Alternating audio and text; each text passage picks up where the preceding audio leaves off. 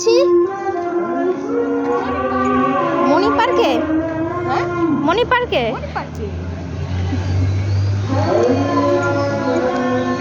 এই দেখো কত সুন্দর লাগছে তোমার। আরে সুন্দরী বউ এখানকার। শুরুতেই ভিডিওর স্টার্টিং দেখেই বুঝতে পারছেন কোথায় যাচ্ছি। আসসালামু আলাইকুম and hello everyone, welcome to my blog. So আমি যাচ্ছি হচ্ছে মণি পার্কে। সো আমি আপুর সাথে একটু দুষ্টামি করছিলাম। তো এই তো 16 দাগের ক্রস করে হচ্ছে মণি পার্ক পারমাণবিক কেন্দ্র আছে সেখানে, লালন শাহ ব্রিজের পাশে দিয়েই তো এই যে রাস্তাটা এত সুন্দর, ট্রাস্ট মি যে রাস্তাটা নিয়ে একটা মজা হচ্ছিল।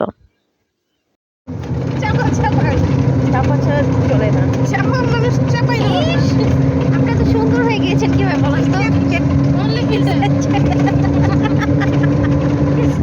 ফিল্টার কেন তো আমার ওয়াও, আপনাকে তো আরো প্রিটি লাগছে।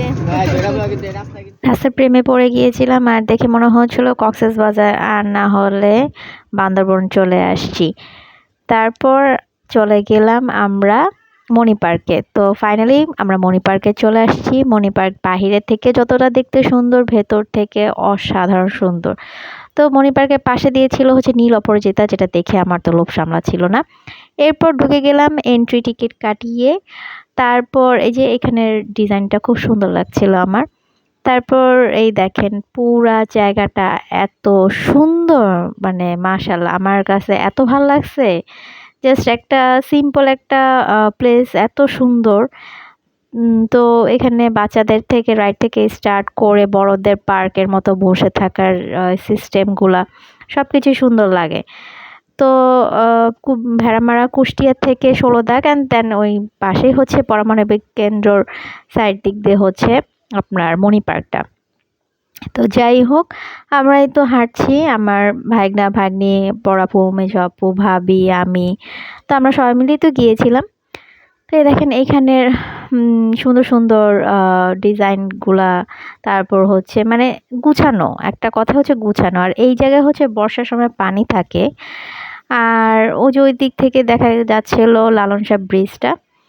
আর এই তো এই যে এই পাশটা হচ্ছে পুরো পানি দিয়ে ঘেরা থাকে। তারপর এই ভেতর দিক দিয়ে অনেকগুলো রাইড ছিল বাচ্চাদের জন্য।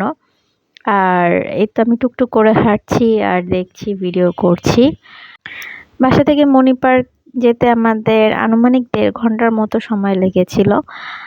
তো আমাদের প্ল্যানিং ছিল, আমরা ভেড়ামারা কুষ্টিয়াতে যখন গিয়েছিলাম, 3rd দিন হচ্ছে আমরা মণি পার্কে এসেছিলাম।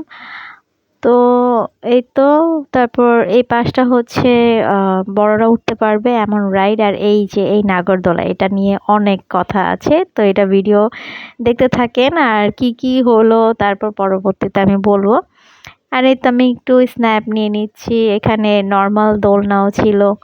তারপরে এই তো আমার 2জন কিউট, একজন ভাবি আর আমার ছোট্ট একটা মেয়ে, মানে আমার ভাগ্নি, এরকম করে তারা এত জোরে জোরে দোলনা দোল খাচ্ছিল, আমার দেখে ভয় লাগছিল।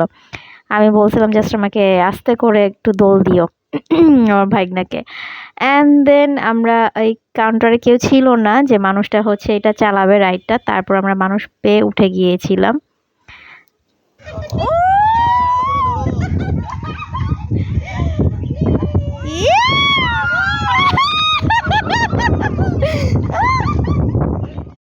তারপর এই দেখেন এটার হাইট কতটা ওপরে উনি তুলছে, লাইক আমি তো জাস্ট লাস্টের দিকে এত ভয় পাইছি।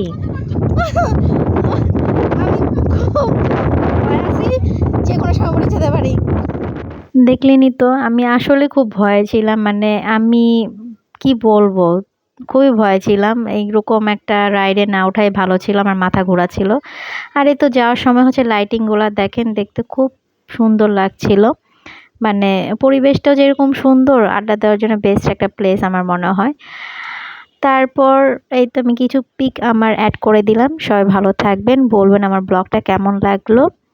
আল্লাহ হাফেজ।